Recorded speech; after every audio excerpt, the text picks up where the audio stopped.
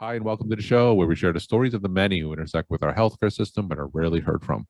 My name is Kevin Poe, founder and editor of Kevin MD. Rate and review the show at kevinmd.com/rate. Subscribe at kevinmd.com/podcast. Today, we welcome back on the show Nancie Wiseman Attwater. She's the author of the book, A Caregiver's Love Story. And her Kevin MD article, which we'll talk about today, is titled, What Anticipatory Grief Feels Like. Nancie, welcome back to the show. Thank you, Kevin. So we'll talk about your article in a little bit, but for those who missed our first episode together, just briefly share your story and journey to where you are today. I wrote this book based on taking care of my husband for 5 years.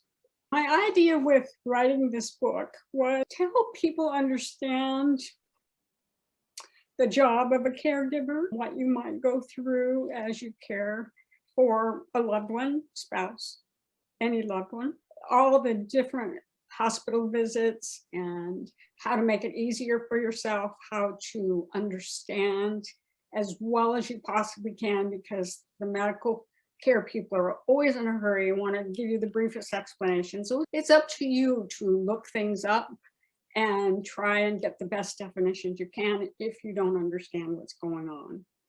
My husband was on oxygen for 3 years. And we had an education in oxygen. It's easy, but it's also complicated, and you have to be careful with it. So I talk a lot about these things in the book, hiring and firing help, and when to call an ambulance, and how to take care of yourself as well. I started researching anticipatory grief because I realized that rather than living day to day, I was already grieving. And it's common. In fact, the problem with anticipatory grief, I found, is that people don't talk about it. It's thought that maybe you're giving up hope or you want it to be over with. And the things that you anticipate, you just might not expect. Bill referred to it as waiting for the other shoe to drop. Would I go to the grocery store and come home and he wouldn't be alive? How it would happen and what would happen?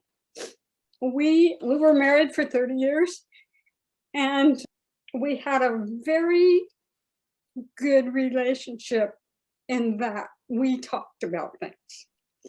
And with anticipatory grief, you need to talk about things. You need to talk about what people want. Visiting with people that are ill is a part of anticipatory grief.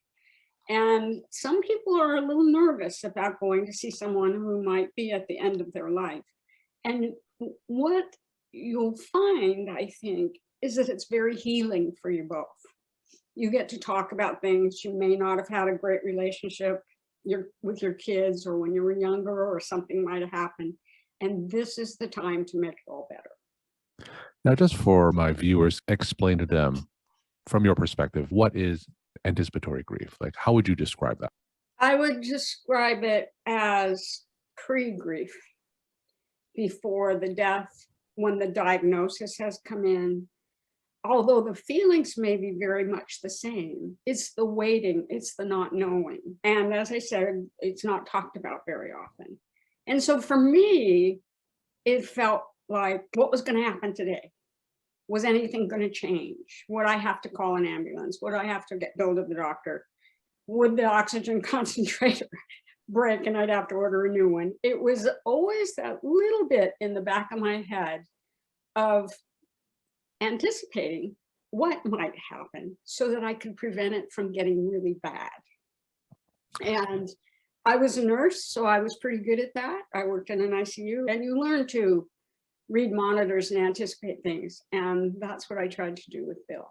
But it's hard on your body. The lack of sleep, the waking up in the middle of the night, not knowing. Bill fell a lot. So we had to deal with a lot of fire departments coming to help get Bill out. And often we would joke about it because that was what we had to do. And it was hard for Bill because he was a very strong man, and to have to rely on help was very difficult for him to ask.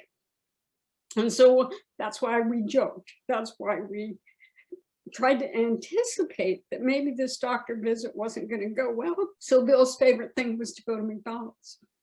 So we'd either go to McDonald's before or we'd plan to go after. We had to make it as normal as we possibly could with what was happening. I can't even imagine how difficult it was for you to go through such a period of anticipatory grief, the anxiety, like you said, the stress of just not knowing. What are some of the ways that you adjusted to that? I have a dog and I walk the dog a lot. And Grace was my dog, but loved Bill.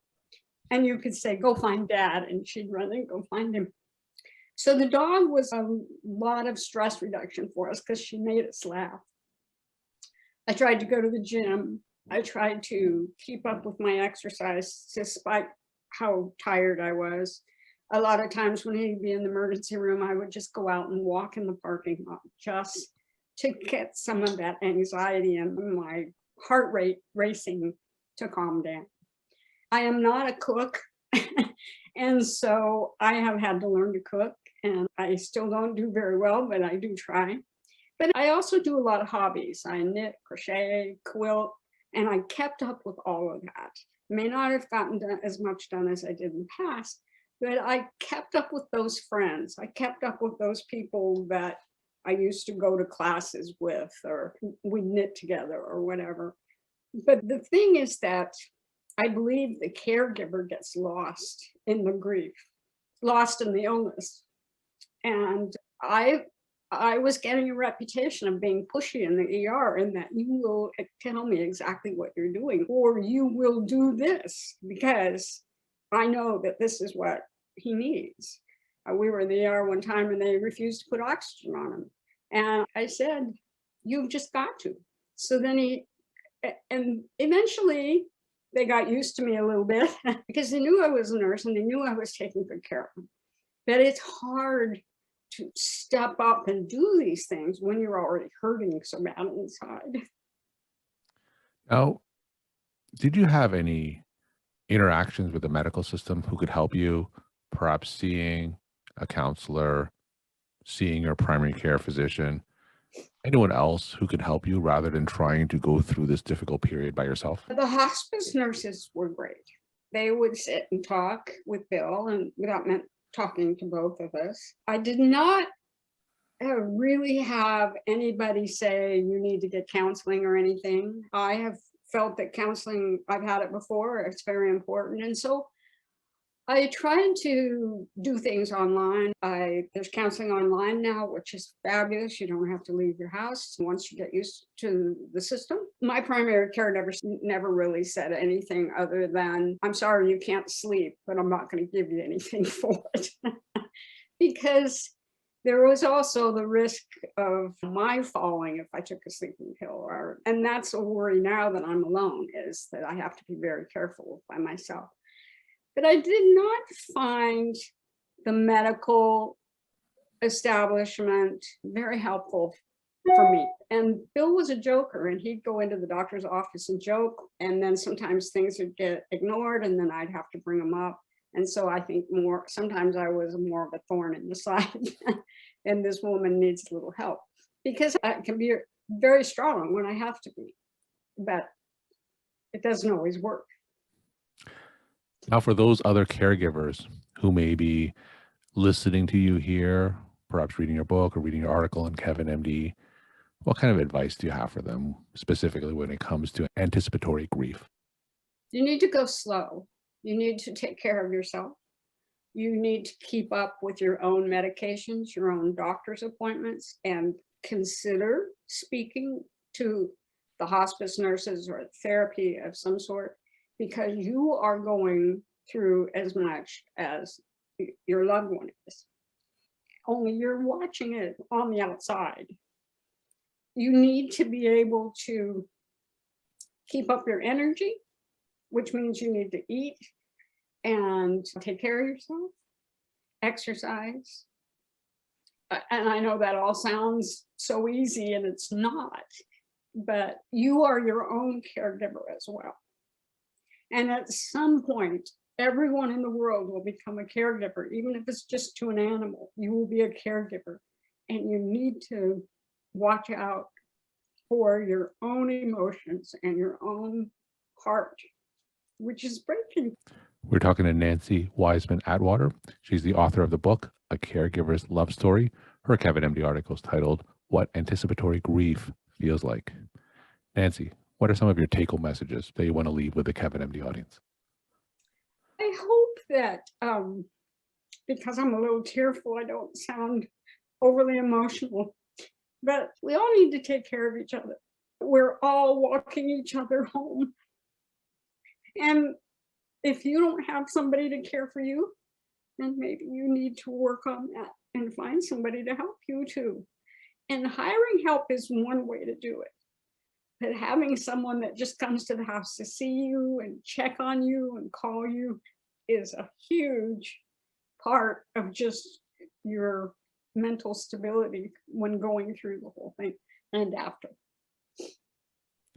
Nancie, thank you so much for sharing your story, time, and insight. Thanks again for coming back on the show. Thank you, Kevin.